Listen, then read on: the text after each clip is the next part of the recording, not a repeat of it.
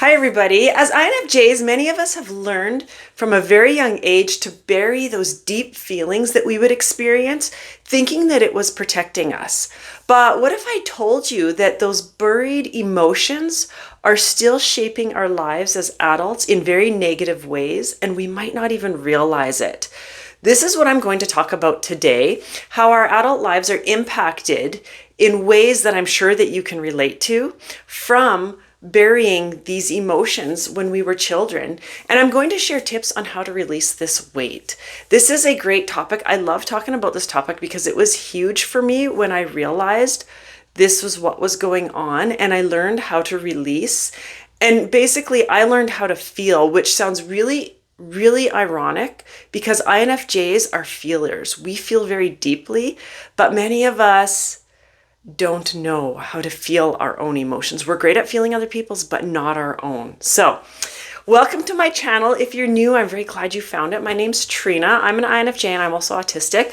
I wanted to create a space where I could help people like myself, INFJs and autistic INFJs, feel seen, heard, and understood and less alone, because that would have made a huge difference for me years ago.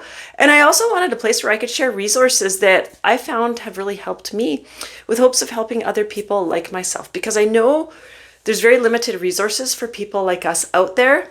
So I wanted a place where I could find resources, so I created one. So welcome to my channel. I'm glad you found it. If you're returning, I'm glad that you're here. I'm grateful for all of you guys, all my viewers. I invite you to subscribe to my channel if you haven't yet and like this video. I would appreciate the support. I was losing my words there. That happens from time to time. Thank you, autism. All right, before we get going, I just want to remind you guys that I've launched my brand new on-demand course on my website, Navigating the Depths of Introverted Intuition. It is specifically for INFJs, written by myself. Our intuition is a powerhouse. It will lead us to our purpose, to improving our life so much. But many INFJs have it blocked. We don't know how to use it. We don't know how to lean into it. We think it's bad because that's the message we got. So I created a course all about our introverted intuition. If you're interested in this course, follow the link I put in the description of this video for more information about it. It's a great little course. Okay, let's get into this because this could be a long video and I don't want it to be too long because I know everyone's time is precious, but I do have a lot to say about this because it is a topic that I feel very strongly about.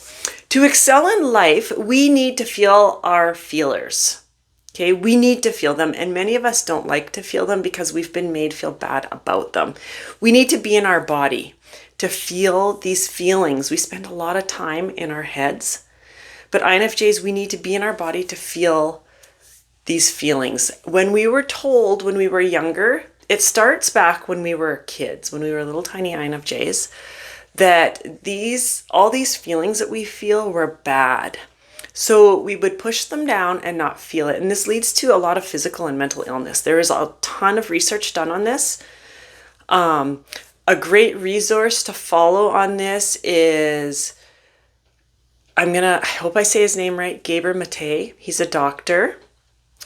And Dr. Peter Levine also.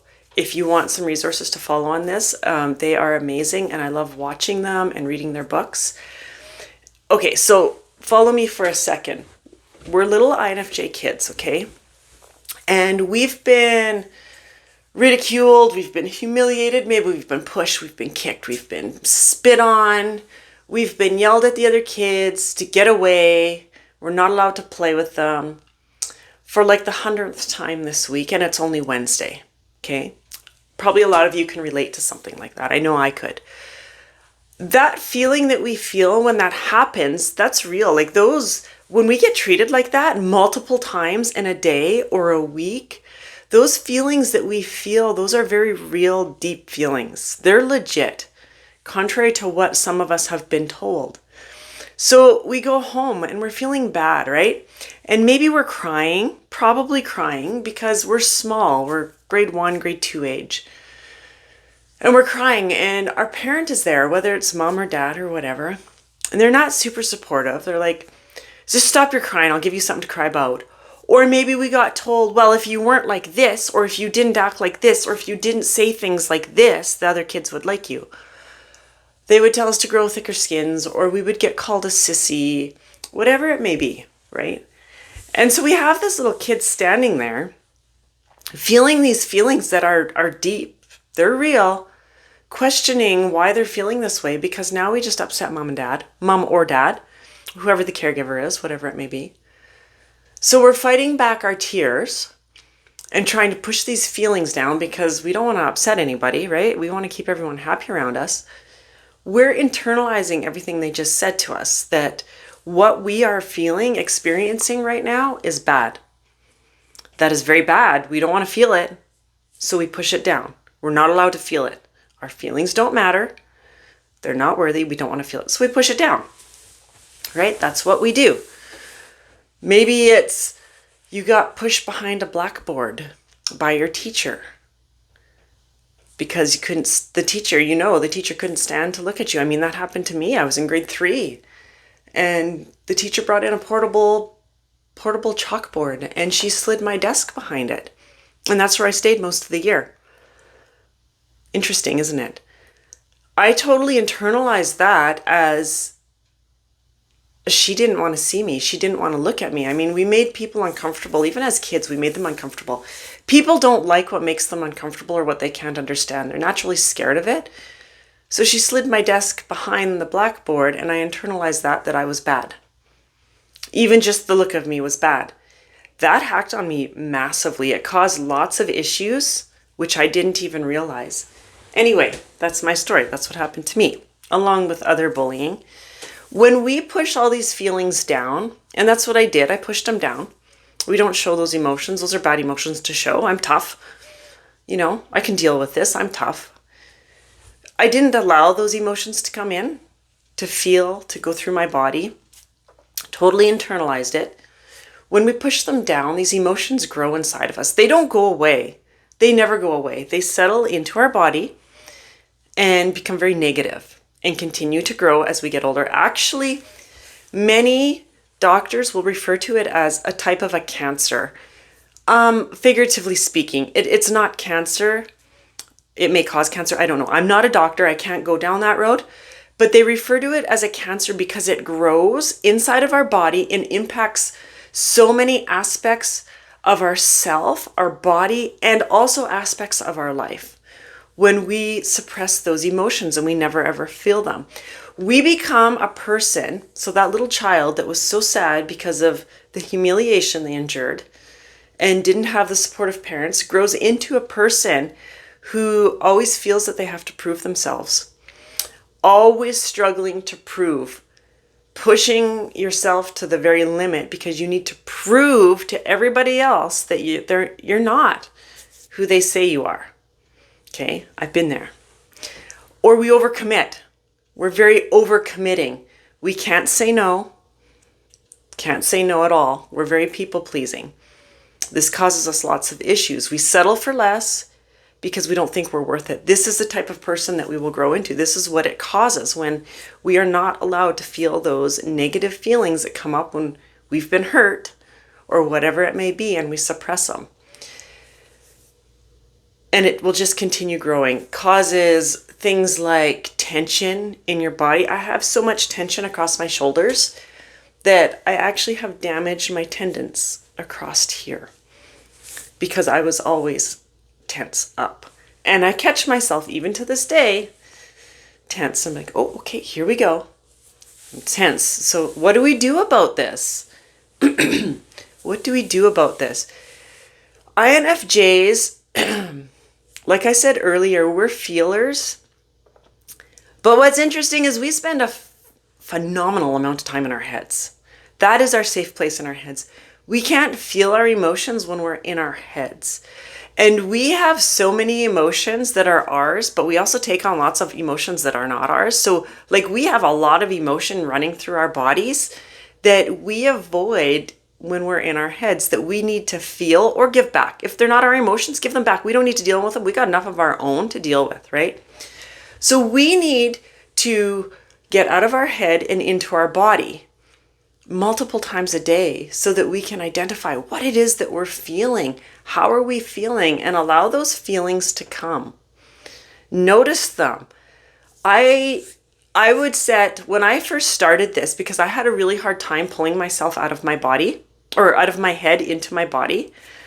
When I heard that this would be difficult, I kind of snickered to myself, like, oh, how hard is that? If you're an INFJ, and if you're an autistic INFJ, you all know how hard it is. It is very hard. I set timers on my phone throughout the day to remind myself, because we will get laser focused. If you're autistic, I know you get laser focused on something and not realize how many hours have passed, and we're stuck in our head at that moment, right? So I'll set a timer for a few times a day. When you start out, maybe it's 2 or 3 times a day. Maybe it's only 2 times a day, whatever it is, right? And when that happens, pull yourself out of your head back into your body. How I do that is a few deep breaths, box breathing, if you're familiar with that. Do, a couple nice, big, deep breaths as best you can do. It takes time to practice breathing because we're probably used to breathing shallow. That's what we do when we're tense, when we're anxious, when we feel bad about ourselves, when we're in that space of always pleasing people, and you know how it goes. Not going to go down that road. But anyway, we tend to take shallow breaths because our nervous system is really dysregulated, and it's always in the flight or fight. We're always in that flight or fight space. That could be a whole video for another day. We're not going to go down that road. Anyway, we're going into our body. So we're going to take a few deep breaths. Then we're going to notice 3 things around us. It doesn't matter what 3 things. I like to notice things I haven't noticed before because that really challenges me to really get into my body, right? So when we notice that, that's pulling us out of our head into this moment, into our body. And then I'll ask my body, hey body, like, what am I feeling right now? And you can verbally ask out loud, ask your body. I will do it. Not so much if I'm in a store. I'm not comfortable with that. But you can just do it inside your head. Hey body, how am I feeling right now? What's going on? Notice. Where are you feeling tension? What are you feeling? Is your stomach tight? Is it tight across your shoulders? How are you feeling? We need to connect that mind and body again. And that can be very difficult for us to do. It takes work because it's a habit we need to develop, but we can do it. Another thing that helps is yoga. Tai Chi is another great one. Movement, going for a walk is another great idea to pull yourself out of your mind and into your body. Going for a walk, not stuck on your phone. Put your phone in your pocket and go for a walk and notice things around you while you're walking. Notice, what does the wind, what does the breeze sound like through the trees? Or if you're in a park, can you hear the kids playing? Are they laughing? It doesn't really matter if they're laughing or what they're doing. What matters is we're noticing that. That's getting us into our body. And then ask your body, how am I feeling? Now you can take this even one step further and journal about it, right? And when those bad feelings are coming up, maybe you notice that you're tense, that you're feeling really tense, you're feeling off, and you get curious about it. Why am I feeling this way? And a thought comes up from the past of a time you were hurt. Don't push that away. That thought's coming up for a reason. Get curious about it. Okay, this thought's coming up. How am I feeling? And journal about it. We may not be able to label or give how we're feeling a name because INFJs, we feel our feelings very deeply. And oftentimes, like if we're feeling hurt, the word hurt isn't really describing how we're feeling. So that will cause issues with feeling the feelings, and that's okay. That's okay. You don't have to use a word. You can make up your own word. It's for you and you only to be able to identify that feeling and know, okay, this is how I'm feeling. It's hurt. And allow it. If you're hurt or if you're angry about something of why they treated you the way they did, and you've got this anger and you can feel it bubbling, and I do this because this is how I feel when I get angry, and you just need to go and yell and go into your bathroom, turn the shower on, turn the fan on, and scream. Scream. It's interesting. Typically, it only takes 90 seconds for that emotion to come through your body, for us to feel it and for us to release it. Typically 90 seconds. That's it. That's all. And you've released it and that weight is gone. It may come up again, but when it does, you can identify it and it's probably not going to feel like this. It's going to be there and there it is again. I'm just going to feel it and it's going to pass even quicker. And you're going to find that you're starting to feel better about yourself, that you're not proving. You're not trying to prove yourself all the time. I was a prover. I had to prove myself about everything. Prove myself to everybody about everything I did. Everything. It impacted everything. My relationships. It impacted my career. It impacted how I showed up at work. It impacted my parenting with my oldest son. Everything. Everything. I would force myself to read because I had to prove that I was a reader, even though I enjoyed reading. I didn't allow myself to enjoy it. I was proving I was a reader. Everything. It impacted everything. You'll find you're not overcommitting, that it's easier to say no doing this work. We're not people pleasing. We're not settling for less anymore. We're able to step into who we want to be without the fear holding us back. And it's really quite amazing when this happens. And it only takes 90 seconds to feel that emotion. Typically, maybe some will last a bit longer, but not much. Not much. And it's so worth it. We need to feel those emotions. We need to release them so they are not growing inside of us and causing all this negativity. I hope this was helpful. Let me know, like my video, if it was helpful. Let me know in the comments if you have a story to share related to this, if you want to. If not, that's fine. Thank you so much for joining me. Again, I invite you to subscribe to my channel. I would appreciate the support. And I will talk to you very soon with another video. Bye for now.